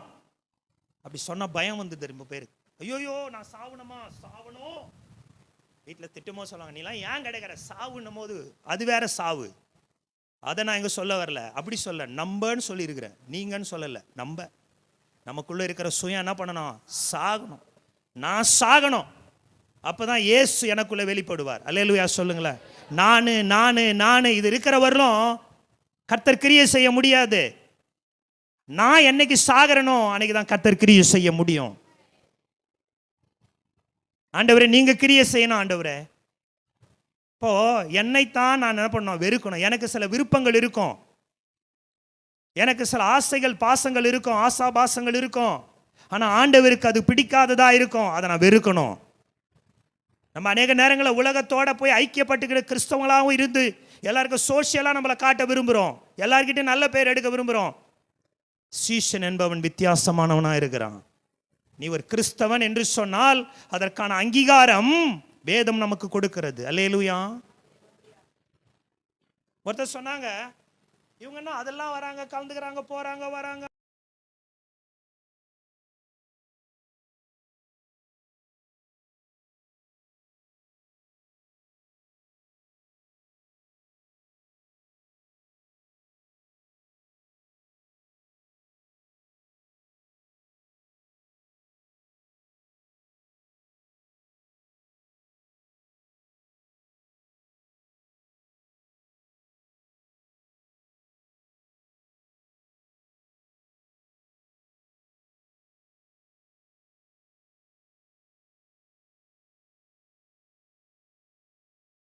செய்வார். உன் பிள்ளைக்கு ஆண்டவர் டான்ஸ் ஆடுகிற திறமையை கொடுத்தாருன்னா கர்த்தருக்காக அதை கொடுத்து செயல்படணும். உன் பிள்ளைக்கு பாட்டு பாடுற திறமையை கொடுத்தா கர்த்தருக்காக அது செய்யணும். மியூசிக் போடுற திறமையை கொடுத்தா கர்த்தருக்காக அதை செய்யணும். உலகத்தில் போய் உன்னை காட்ட விரும்பினா கர்த்தர் அந்த காரியங்களை மட்டுப்படுத்தி போடுவார். ஜாக்கிரதையாக இருங்க. யாராக இருந்தாலும் சொல்லிட்டேன், கர்த்தர் உங்களுக்கு கொடுத்த பிள்ளைகள் இஸ்ரவேலிலே அற்புதங்களாகவும் அடையாளங்களாகவும் இருக்கணும். அல்லேலூயா சொல்லுங்களேன். நீ உன் குடும்பமும் நீயும் அற்புத அடையாளங்களாக கிராமத்தில் சாட்சியாக இருக்கணும். எல்லாத்திலும் இங்க வந்து நான் ஒரு சோஷியல் ஒர்க், நான் வந்து ஆண்டவருடைய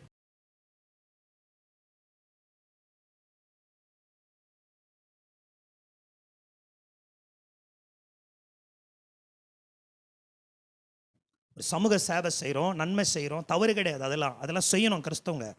ஆனால் சடங்குகளுக்கு சம்பிரதாயங்களுக்கு நம்ம ஓரமாக ஒதுங்கி நிற்கணும். அல்லேலூயா. அவர் எல்லாத்துக்கும் வருவாருங்க, எல்லாத்தையும் பண்ணுவாருங்கன்னா நீ கிறிஸ்தவனாக இருப்பதற்கு வேதம் கொடுக்குற அங்கீகாரம் உனக்கு இல்லை. கர்த்தர் உங்கள் பிள்ளைகளை ஆசீர்வதிச்சு மேலே உயரத்துக்கு கொண்டு வரணும்னா அவங்கள கர்த்தருக்காக நீ டெடிகேட் பண்ணணும். பிரதிஷ்டை இங்கே பண்ணிட்டு உலகத்துக்காக விடக்கூடாது. ஸ்கூலில் சினிமா பாட்டு போடுவாங்க, அதுக்கு டான்ஸ் ஆடுறது, எங்கன்னா கூப்பிட்டா டான்ஸ் விடுறது, இல்லை எங்கன்னா கூப்பிட்டா சினிமா பாட்டு பாட போகிறது, எங்கன்னா கூப்பிட்டா மியூசிக்கு சினிமாவுக்கு போடுறது. ஒரு நாள் ஜோன்ஸை கூட காலேஜில் மேடம் கேட்டாங்க, பையன் கீபோர்டெலாம் போடுவான், மியூசிக்லாம் போடுவான். ஆமாம், நாங்கள் கிறிஸ்டியன் சாங்ஸுக்கு தான் பண்ணுவோம் மேடம், மற்றதுக்கெல்லாம் நாங்கள் அலோவ் பண்ணுறதில்ல அப்படின்னு சொன்னேன். எதுக்காக நான் சொல்கிறேன்னா, நம்மளை கர்த்தர் நம்முடைய பிள்ளைகளை மேன்மைப்படுத்தி உயரத்தில் வைக்கணும்னு சொன்னால் நம்ம மனமகிழ்ச்சியான வாழ்க்கை வாழணும்னா ஒரு வைராக்கியத்தோடு இருக்க கற்றுக்குங்க. சும்மா எல்லாருக்கும் நம்ம சோஷியல் ஒர்க்கர் மாதிரி இருந்துக்கிட்டு எல்லாத்துக்கும் தலையாட்டிக்கணும், எல்லாத்துக்கும் அதெல்லாம் தப்பு இல்லை இதெல்லாம் தப்பு இல்லைன்றது உன் லைஃப் ஸ்டைல், அது உன்னோட வாழ்க்கை, அது வேதம் சொல்லுகிற வாழ்க்கை இல்லை. தேவன் அதில் பிரியப்படலை. பாருங்க, வைராக்கியமாக இருக்கிறவனுக்கு ஒரு மேன்மையை வேதத்தில் தேவன் எழுதி வைத்திருக்கிறார். எப்படி வேணா வாழறவனுக்கு இல்லை, அவனுக்கு ஆசீர்வாதம் இல்லை. நம்ம நினச்சிடறோம் ஜெபிச்சிடறோம், சர்ச்சுக்கு வரோம், வேதம் வாசிக்கிறோம், எல்லாம் போயிடுறோன்னு. நீ ஆசீர்வாதம் ஒரு மேன்மைன்னு ஒன்று இருக்குது. பாபிலோனில் தான் தானியேல் போனார். தானியேல் சொன்னார், இதால் நான் தீட்டுப்பட மாட்டேன்னாரு. அவன் எங்கே இருந்தான்னு தெரியுமா? ராஜாவோட கொலு மண்டபத்தில் கத்தை தூக்கி போய் வச்சாரு. கையை தட்டுங்க, நல்ல கையை தட்டி கத்திர மகிமைப்படுது. சாதுராக்கு மேஷாக்கு ஆபத்நேகோ சொன்னாங்க, தூக்கி போட்டால் கூட நாங்கள் இதை வணங்க மாட்டோம் நின்னாங்க. கர்த்தர் அவர்களை மேன்மையான ஸ்தானத்தில் கொண்டு போய் வச்சாரு. வைராக்கியமாய் கர்த்தருக்காக வாழற குடும்பங்களை கர்த்தர் உயரத்தில் வைப்பார். சில குடும்பங்களில் சாபங்களும் பொறாப்புகளும் முன்னேற்றங்களும் இல்லாமல் தலைவிரித்து ஆடுறதுக்கு காரணம் என்ன? கிறிஸ்தவர்களாக இருப்பதினால ஆசீர்வாதம். ஜெபம் பைபிள் படிச்சனால வர ஆசீர்வாதம். தேவனுக்காக வைராக்கியமாக இருக்க வேண்டும். ஒரு வைராக்கியமான குடும்ப தலைவனாக இருக்கணும், வைராக்கியமான குடும்ப தலைவியாக இருக்கணும். இந்த தாளந்துகளின் கிருபைகளை நம்ம ஆண்டவருக்காக பயன்படுத்துறவங்களா இருக்கணும். இன்றைக்கு நான் சொல்லுகிறேன், உங்கள் வாழ்க்கையில் இன்றைக்கு நான் சொல்லுகிறேன், நீங்களோ நானோ, என் பிள்ளையோ உன் பிள்ளையோ உலகத்திற்காகவோ அது உலகத்தின் காரியங்களுக்காகவோ தன்னை ஒப்பு கொடுக்கும் என்று சொன்னால் எதிர்காலம் மிகவும் பரிதாபத்திற்குரியதாக மாறிவிடும் என்பதை தீர்க்க தரிசனமாக நான் எச்சரிக்கிறேன். இதை கர்த்தர் விரும்புகிறது இல்லை. கர்த்தருக்காக உங்கள் பிள்ளைகளை வாழ வளர்க்க வைக்க வேண்டும்.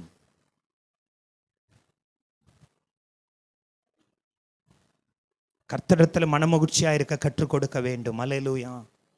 சபைக்கு வருவதில் மகிழ்ச்சியாக இருக்க மகிழ்ச்சியாக இருப்பதை அவர்கள் உணர வேண்டும், அனுபவிக்க வேண்டும். அல்லேலூயா சொல்லுங்களேன்.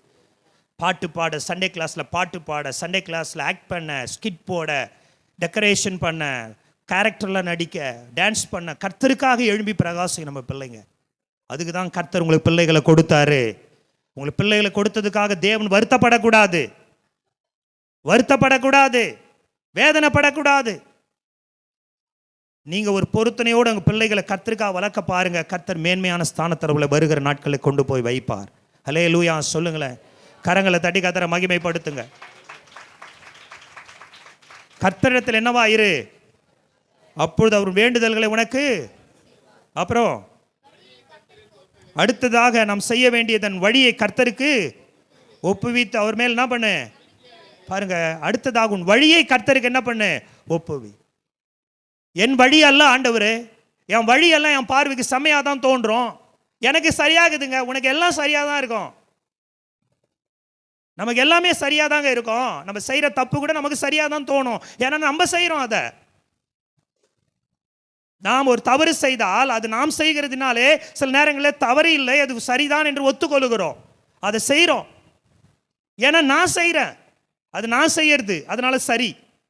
வேதம் சொல்லுதா, அதெல்லாம் எனக்கு தேவை கிடையாதுங்க, எனக்கு தெரிஞ்சுதுங்க, என் வழி கரெக்டாக தாங்க இருக்கும். அநேக நேரங்களில் போய் பாதாளத்தில் விழுந்துருக்கிறோம், அநேக நேரங்களில் போய் சிக்கி இருக்கிறோம், அநேக நேரங்களில் போய் மாட்டின்னு இருக்கிறோம், அநேக நேரங்களில் போய் சிக்கி சீரழிஞ்சிருக்கிறோம். காரணம் நம்ம வழியை கடவுளுக்கு ஒப்பு கொடுக்கல, நம்ம வழிபாட்டு நம்ம போகிறோம். ஆண்டவர் சொல்ற வழியை விட என் வழி உயர்ந்த வழியாக இருக்கிறது, உன் நினைவுகளை விட என் நினைவுகள் உயர்ந்த நினைவுகளாக இருக்கிறது. உன் வழியை எனக்கு ஒப்புக்கொடு. ஆண்டவர் வழியை எனக்கு ஒப்புக்கொடு. உலகத்தாருடைய வழியில் ஓடுவது அல்ல, எனக்குன்னு ஒரு வழி இருக்குது, கர்த்தர் எனக்கு நியமித்த பாதை. இந்த வழியில தாங்க நான் போவேன். எனக்கு ஒரு பாதை வகுக்கப்பட்டிருக்குங்க, அது நேராக என்னை நித்தியத்துக்கு கொண்டு போகிற பாதைங்க. அது நீதியின் பாதையில் சமாதானம் உண்டு, நீதியின் பாதையில் மகிழ்ச்சி உண்டுங்க. அந்த நீதியின் பாதையை நோக்கி நான் நடக்கிறேன் ஐயா, அது என்னை கடைசியில் தேவனிடத்தில் கொண்டு போய் சேர்க்கும். இடுக்கமான வாசல் வழியாக நான் பிரவேசிக்க விரும்புகிறேன்.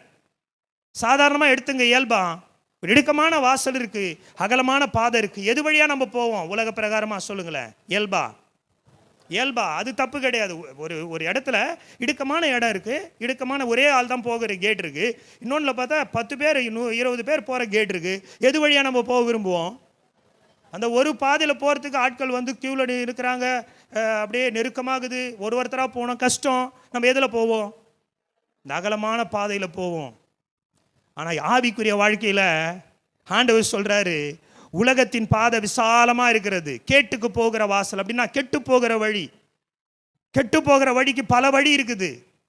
அது எப்படி வேணா வாழலாம், எப்படி வேணா போகலாம், எப்படி வேணா செய்யலாம், எவ்வளோ பேர் வேணா போகலாம். அகலமாகுது, எல்லாரும் அது வழியாக போவான்.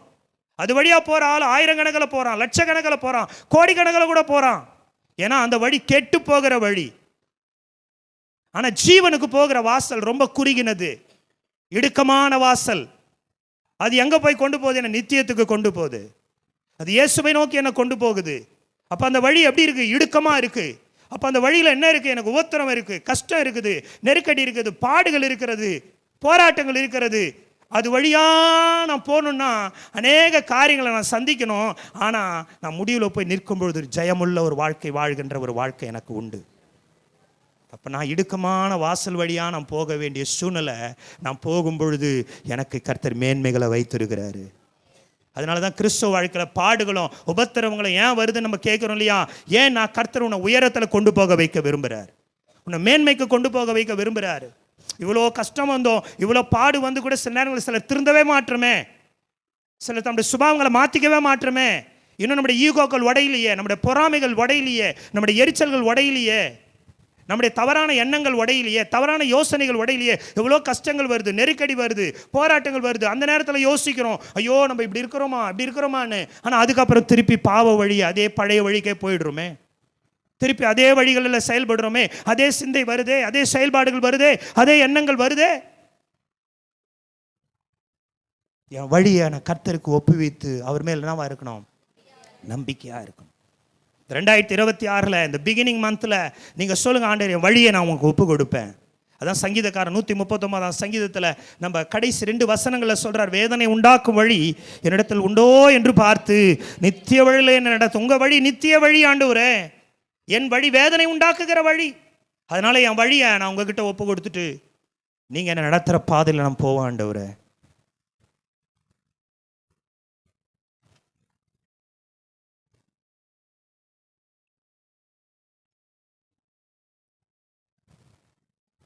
நீதிமொழிகள் 16:3 வாசிங்க. நீதிமொழிகள் 16:3 வாசிங்க. ஆண்டவர் சொல்றார், செய்கைகளை கர்த்தருக்கு ஒப்புவி, அப்போ யோசனைகள் உறுதிப்படுங்கிறார். நம்முடைய செய்கைகள், நம்முடைய செயல்களை ஆண்டவருக்கு ஒப்புவிக்கணுமா, நம்ம வழியை ஆண்டவருக்கு ஒப்புவிக்கணுமா. எல்லாத்தையுமே அவர்கிட்ட ஒப்பு கொடுத்துட்டு எல்லாத்தையும் செய்யக்கூடிய ஆற்றல் மிக்க ஒரு தெய்வம் ஆண்டவராகிய இயேசு கிறிஸ்து, சர்வ வல்லவர். அல்லேலூயா. அவருக்கு என்ன பெயருங்க? சர்வ வல்ல. எல்லாம் சொல்லுங்க, சர்வ வல்லவர். Is God almighty, is El Shaddai, God almighty. அவர் எல்லாம் வல்லவர். அவர் என் வாழ்க்கையை எப்படி வேணா மாற்ற அவரால் முடியும். உங்க இருதயத்தை எடுத்துட்டு வேற இருதயத்தை கொடுக்க அவரால் மட்டும்தான் முடியும். எத்தனை பேர் ஆமென் சொல்றீங்க? அவரால் மட்டும்தான் ஹார்ட் டிரான்ஸ்பிளான்ட் பண்ண முடியும். அப்படின்னா ஒரு டாக்டர் ஒரு இருதயத்தை எடுத்து சரி பண்ணி என்ன பண்ணுறாரு? உள்ள பொறுத்துறாரு. அது சரீரப்பிரகாரமான மாம்ச இருதயம். ஆனால் தேவன் என்ன செய்கிறாருன்னா, அவருடைய ஆவியானவர் வரும்பொழுது நம்முடைய இருதயத்தை ஒரு ஆவிக்குரிய இருதயமாக மாற்ற விரும்புகிறாரு. இப்போ நான் என்ன செய்யணும்? என் வழியை யாருக்கு ஒப்பு கொடுக்கணும்? என் செயல்களை ஒப்பு கொடுக்கணும், என் யோசனைகளை ஒப்பு கொடுக்கணும். அப்போ என்ன நடக்குமா? வழியை கர்த்தருக்கு ஒப்புவித்து அவர் மேல் எப்படி இரு? என்ன நம்பிக்கை? அவர் செஞ்சிருவாருங்க. என் வழி அவர்கிட்ட கொடுத்துட்டேங்க, அவர் என்ன நடத்துவாருங்க. என் குடும்பத்தை அவர்கிட்ட கொடுத்துட்டேன், அவர் நடத்துவாருங்க. என் தொழில் சார்ந்த காரியங்களை ஆண்டவர்கிட்ட ஒப்பு கொடுத்துட்டேங்க, அவர் நடத்துவாருங்க. என் கணவரை, என் மனைவியை, என் பிள்ளைகளை, என் சபையை, ஊழியத்தை எல்லாத்தையும் ஆண்டவர்கிட்ட ஒப்பு கொடுத்துட்டேன். I have committed everything in the hands of God. ஆண்டுடைய கையில் எல்லாத்தையும் ஒப்பு கொடுத்துட்டேன், அவர் என்ன நடத்துவாருங்க. இனி நான் நடத்துவதற்கு நானாக அல்ல, அவராக என்ன நடத்த வேண்டும். நீர் போகிற பாதையில் நான் வரணும் ஏசப்பா. அப்போ என்ன நடக்குமா?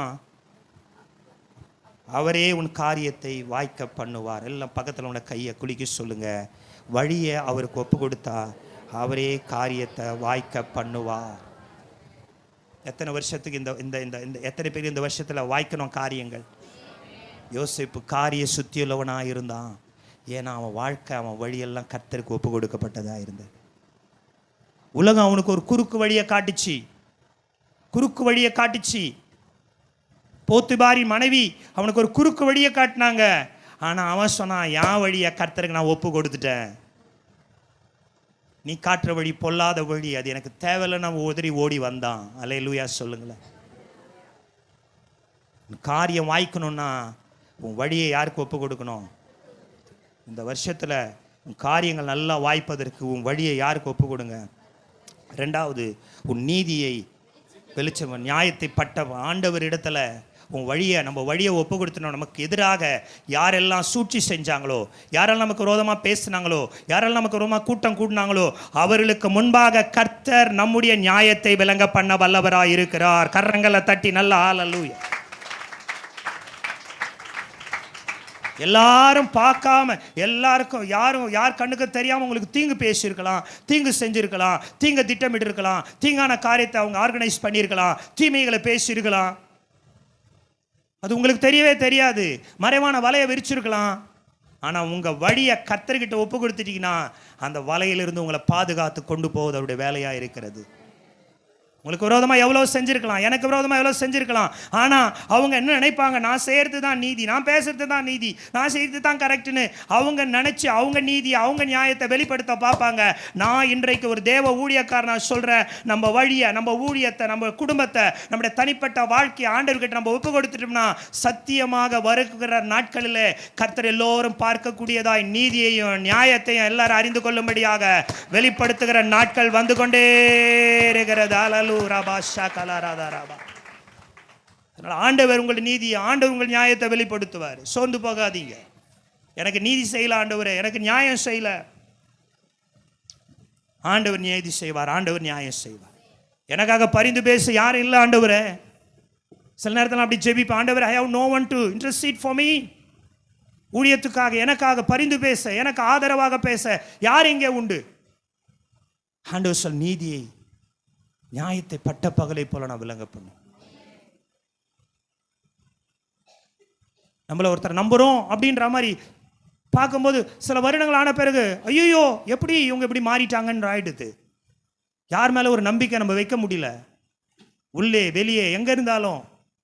ஆனால் ஒன்றை கற்றுக்கொண்டேன், ஆண்டவர்கிட்ட காரியத்தை நம்ம ஒப்பு கொடுத்தோம்னா நம்ம நீதியை நியாயத்தை பட்ட பகலை போல வெளிச்சத்தை போல விளங்க பண்ணும். ஒரு நாள் வரும், அப்போ சொல்லுவாங்க, ஓ இந்த ஊழியம் உண்மையான ஒரு ஊழியம், சத்தியமா இது உண்மையான ஒரு ஊழியம், இந்த ஊழியக்காரன் கர்த்தருக்காக உண்மையாய் நின்றான் என்று ஒரு நாள் வரும். அப்போது கர்த்தர் அந்த நீதியை வெளிப்படுத்துவார், அப்போது கர்த்தர் அந்த நியாயத்தை வெளிப்படுத்துவார். ஏனென்றால் என் வழியில் நான் போவது அல்ல, என் வழி எனக்கு கற்றுக் கொடுப்பதெல்லாம் மரணத்தின் வழிகளை தான். அது எனக்கு பெருமையை கற்றுக் கொடுக்கிறது, அது எனக்கு பெருமையை கற்றுக் கொடுக்கிறது, அகங்காரத்தை கற்றுக் கொடுக்கிறது. கொஞ்சம் நான் உயர்ந்து விட்டால் எனக்குள்ளே ஒரு ஈகோ வந்து விடுகிறது. எனக்கு 4 பேர் பாராட்டி விட்டால் எனக்கு உச்சி குளிர்ந்து விடுகிறது. மற்றவர்களை மதியாமல் போய் விடுகிறேன், மற்றவர்களை கீழ்ப்படியாமல் போய் விடுகிறேன். கடவுள் எனக்கு எல்லா ஆசீர்வாதங்களை கொடுக்கும்போது மற்றவர்களை கீழாக நினைக்கிறேன், தீர்ப்பாக நினைக்கிறேன். நானும் என் வீடு உயர்ந்திருக்கும் பொழுது, நானும் என் ஆஸ்தியும் உயர்ந்திருக்கும் பொழுது மற்றவர்கள் நான் தீமையாய் பார்க்கிறேன், இழிவாய் பார்க்கிறேன். இதெல்லாம் என்னுடைய வழிகளாய் இருக்கிறது. கர்த்தரை தேடுவதற்கு நான் என் வழிகளை என் வழிகளிலே போகிறேன். எனக்கு எல்லாம் சாதகமாயிருந்தால் சபைக்கு வருவதற்கு நான் ஆயத்தமாயிருக்கிறேன். எனக்கான சாதகமான பிரசங்கங்கள் இருந்தால், சாதகமான வசனங்கள் இருந்தால் பாராட்டுகிறேன், உச்சி குளிர்ந்து கொள்கிறேன், ஓடி வருகிறேன். ஆனால் என்னை ஆண்டவர் கடிந்து கொள்ளும் போது, எனக்கு எதிராக அவர் தம்முடைய வார்த்தையை அனுப்பும் பொழுது நான் உடனே என்ன செய்கிறேன்? நான் சோர்ந்து போகிறேன், நான் வெறுக்கிறேன், எரிச்சல் அடைகிறேன்.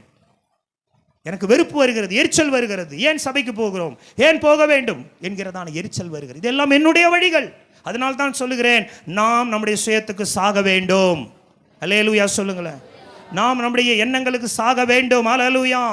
ஈகோ தலை தூக்க கூடாது. ஆமென். பெருமை தலை தூக்க கூடாது. இன்னைக்கு தம்பி ஒரு அழகான பாடல் பாடினாங்க, எல்லாமே நீர் தந்தது, கையை தட்டி கர்த்தரை மகிமைப்படுத்துங்க. Everything is given by you, Lord. I am not worthy to receive, I am not worthy to deserve all these things, but you are the one. நம்ம ஒரு நல்ல ஆடையை உடுத்துறோம், பெருமை வந்தா சொல்லணும், இந்த ஆடையை ஆண்டவர் கொடுத்தாரு. நல்ல ஆகாரத்தை சாப்பிட்றோம், பெருமை வரும், இந்த ஆகாரத்தை ஆண்டவர் கொடுத்தாரு. இன்னொருத்தரோட பொருளை நீங்கள் பயன்படுத்தினா உங்களுக்கு பெருமை வராதுங்க. உங்களோட ஒரிஜினலான பொருளை பயன்படுத்தினா உங்களுக்கு என்ன வரும்? நான் சொல்கிறது எத்தனை பேருக்கு புரியுது? உங்கள் சொந்த கார் வச்சுருந்து ஏறி போய் இறங்குனீங்கன்னா உங்களுக்கு என்ன வந்துடும்? நான் கார் வச்சுருக்கேன் அப்படின்னு. இன்னொருத்தர் காரில் போய் இறங்குறீங்கன்னா என்ன பண்ணுவீங்க? கொஞ்சம் சொல்லவும் மறுப்பீங்க. நல்லா இருக்க காரு, அழகாக இருக்க, இல்லைங்க என் ஃப்ரெண்டு காரு அப்படின்னு சொல்ல மாட்டோம். நல்லா இருக்கீங்களா? ஏன்னா நம்ம ஃப்ரெண்டு காரில் வந்தோம், ஒருத்தன் காரை வாங்கின்னு வந்தோம்னு நினச்சா நம்மளுக்கு கெத்தாக நினைக்கிறாங்களே அப்படின்னு. இன்னொருத்தர் காரில் போகிறோம், இன்னொருத்தர் பொருளை பயன்படுத்துகிறோம், இன்னொருத்தரோட வீட்டில் இருக்கிறோம், இன்னொருத்தருடைய காரியம் இன்னொருத்தருதுன்னும் போது நம்மளுடைய பெருமை என்ன ஆகிடுது கொஞ்சம். அதனால தான் எப்பவும் சொல்லணும், இது என்னுடையது அல்ல, இது எல்லாமே அவருடையது. அப்போ நமக்குள்ளே அந்த பெருமை வரவே வராது. இந்த படிப்பு அவர் தான் கொடுத்தாரு, அல்லேலூயா. இந்த படிப்பு அவர் தான் கொடுத்தார், இந்த வேலை அவர் தான் கொடுத்தார், இந்த சம்பளம் அவர் தான் கொடுத்தாரு, இந்த மனைவி, இந்த பிள்ளை, இந்த குழந்தைகள், எனக்கு கிடைத்த எல்லா பாக்கியம் எல்லாமே அவர் தான் கொடுத்தாரு. அதனால் பெருமைப்படுவதற்கு ஒன்றுமே இல்லை. இப்படி நீங்கள் 2026 வாழ்ந்து பாருங்க. இன்னும் மேன்மைகளை கர்த்தர் தலை மேலே வந்து குவிக்க விரும்புகிறார். ஃபஸ்ட்டு நீங்கள் நல்லா பிரசங்கம் பண்ணுறீங்க. இந்த பிரசங்கம் தேவனிடத்துலேருந்து வந்தது. அதுக்கு உரியவர் யார்? தேவன் மட்டும். பாஸ்டர் நீங்கள் நல்லா ஜபம் நடத்துறீங்க, ஆராதனை நடத்துறீங்கன்ற யாருன்னா நம்மளை சொல்லும்பொழுது நம்ம பாராட்டும் போது, நம்மளை கூப்பிடும் பொழுது சொல்லணும், இது எல்லாமே இரவலாக வந்தது, இதுக்கு நான் பாத்திரன் அல்ல. அல்லேலூயா. அதுதான் ஆண்டவர் விரும்புகிற வழி. வழியை கர்த்தருக்கு ஒப்புவித்து எப்படி அவரே காரியத்தை வாய்க்க, நீதியை நியாயத்தை பட்ட பகலை போல விளங்க பண்ணுவார். ஹல்லேலூயா. கடைசியாக அடுத்த வசனம், அமர்ந்து அவருக்கு காத்திரு. ஆண்டவர் சொல்றார், கர்த்தரை நோக்கி அமர்ந்து, லாஸ்டா முடிக்கிறேன், ரெஸ்ட் இன் த லார்ட். கர்த்தருக்கு என்ன பண்ணு? அமர்ந்துரு. ஒரு விஷயம் கத்துக்கணும், கர்த்தருடைய பிள்ளைங்க அமர்ந்து இருக்க கத்துக்கணும். Be patient, patiently wait for God. சங்கீதக்காரன் சொல்றான், கர்த்தருக்காக பொறுமையோடு காத்திருந்தேன், அவர் என்னிடமாய் சாய்ந்து. காத்திருக்க கத்துக்கணும். You must learn to wait in the presence of God. You must rest in the presence of God. தேவனுடைய சமூகத்தில் நீ இளைப்பாறுதல் அடையணும். தேவனுடைய சமூகத்தில் நீ அமைதலாக இருக்கிறதுக்கு பழக்கணும். உனக்கு பிரச்சனைகள் வருது, குழப்பம் வருது, எதிர்ப்புகள் வருது, போராட்டங்கள் வருது, ஓட வேண்டிய இடம் எதுமா? தேவ பிரசன்னம். அங்கே போய் அமைதியாக பைபிளை வச்சுன்னு உக்காந்துரு. கர்த்தருடைய சூழ்நிலைகள் எல்லாம் மாற்றிடுவார். யாரை எங்கே தட்டணுமோ அங்கே தட்டுவார், யாரை எங்கே உட்கார வைக்கணுமோ அங்கே உட்கார வச்சுருவார், யாரை எங்கே தூக்கணுமோ தூக்குவார், எங்கே போடணுமோ போடுவார். அவரால் கூடாத காரியம் ஒன்றுமே இல்லை. ஒரே ஒரு ரகசியத்தை சொல்கிற, தேவ பிரசன்னம் எல்லாவற்றையும் மாற்றி அமைக்கும். பேசுறதுனால எந்த ஜெயமும் வராது. பேசி எதுவும் ஜெயிக்க போகிறது இல்லை. வாய் சவடாலால் எதையும் எல்லாத்தையும் வென்றுட முடியாது.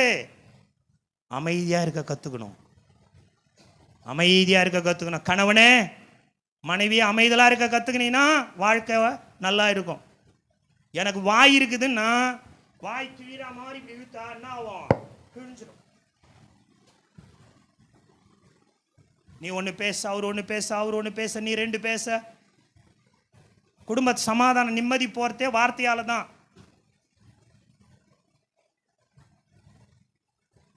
அதனால் அமைதலாக இருக்க கற்றுக்கணும்.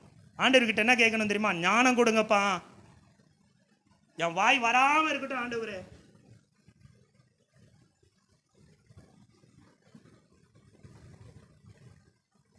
நமக்கு உணர்ச்சி வசப்பட்டுனா என்ன பேசுறேன்னே தெரிலல்ல.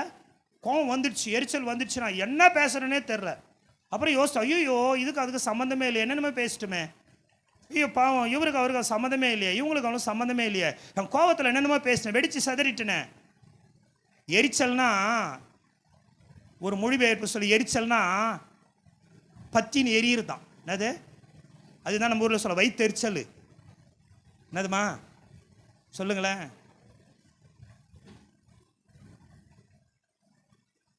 அதான் சொல்கிறாங்க, ஒரு சொந்தக்காரங்கிட்ட ஒருத்தன் சொன்னான், நான் கார் வாங்கிட்டேன்னு. அவன் வயிற்றுக்குள்ளே என்ன பண்ணுறான்? அப்படியே எரிதான். வயிற்றுக்குள்ளே என்ன பண்ணுதான்? அப்படி திகு திகுதுன்னு எரியுது. கார் வாங்கிட்டானா? கார் வெளியே சொல்ல, பரவாயில்லையே, நம்ம குடும்பத்தில் ஒருத்தன் நல்ல கார் வாங்கியிருக்கிறியா, ரொம்ப சந்தோஷம்பா, நல்லது. நான் யோசித்தேன், பரவாயில்ல, இவ்வளோ சீக்கிரம்னா வாங்கியிருக்கிற, நீ கார் வாங்கிட்டே, ரொம்ப நல்லதுப்பா, பரவாயில்ல, நல்ல முன்னேற்றம் வந்துக்குது, பரவாயில்ல, நம்ம கூட ஒரு நாளைக்கு என்ன பண்ணலாம், வரலாம் போகலாம், நல்லதான் மச்சான், நல்லதான், கார் வாங்கிட்டா, ரைட்டு. ஆனால் உள்ள என்ன பண்ணான், ஐயோ வாங்கிட்டானே வாங்கிட்டானே வாங்கிட்டானே. 4 நாள் கழிச்சு அந்த வண்டி மோதிச்சு மரத்தில். வெளியே என்பி சொல்கிறானா, ஐயோ நல்ல கார் வாங்கினாரு, இப்படி ஆயிடுச்சேன்ட்டு அழுவான். வெளியே உள்ள சந்தோஷப்படுவான். பரவாயில்ல, நாங்கள் வாரதுக்கு முன்னாடி நீ வாங்கிட்டல்ல, நாங்களே வாங்கலை, இவ்வளோ சம்பாதிக்கிறோம், நீ வாங்கிட்டல்ல அப்படின்ட்டு உள்ள என்ன பண்ணுவானா, அவன் சொந்தக்காரன்.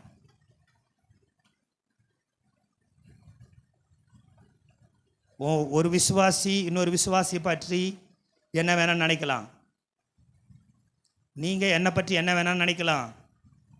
என்னைக்குமே நல்லதையே நினைக்கிற ஒரே தெய்வம்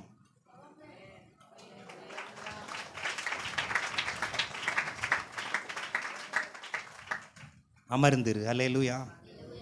கர்த்தருடைய சமூகத்தில் என்ன பண்ணு, அமர்ந்து. காரிய சித்தியுள்ள மேலும் எரிச்சல் ஆகாத. அவனப்பா ஐயோ பாருப்பா, இப்படி ஆயிட்டான், அப்படி ஆயிட்டான், நல்லா கட்டிட்டான், வாங்கிட்டான், போயிட்டான், எரிச்சல் ஆகாத. அது உனக்கு தேவை கிடையாது. அவனை பார்க்காத, என் சமூகத்தில் வந்து உட்காரு. ஆசீர்வாதத்தை நான் கொடுக்க விரும்புகிறேன். அந்த காரியங்களை நீ பார்க்காத. உலகத்தால் வந்தது, அது எப்படியோ வந்துட்டு போட்டோம். அதை பற்றிலாம் நீ தியானம் பண்ணின்னு இருக்காத, அதை பற்றிலாம் யோசித்துன்னு இருக்காத, அதை பற்றிலாம் ஃபீல் பண்ணிருக்காத, அதை பற்றிலாம் பேசின்னு இருக்காத. மனசு உடஞ்சி பேசுறது, வெறுப்பாக பேசுறது, அது நமக்கு தேவையே இல்லை. அதை நீ பார்க்கவே பார்க்காத. என் சமூகத்துக்கு வா, அமர்ந்துரு. அமர்ந்திருந்து நானே தேவன் என்று அறிந்து கொள்ளுங்கள். ஜாதிகளுக்குள்ளே உயர்ந்திருப்பேன், பூமியிலே உயர்ந்திருப்பேன். நானே உயர்ந்த தெய்வம். என் சமூகத்தில் அமர்ற ஒருத்தரும் வெட்கப்பட்டு போகவே மாட்டாங்க மாட்டாங்க மாட்டாங்க மாட்டாங்க. எல்லாரும் கர்த்தருடைய சமூகத்தில் எழுந்து நின்று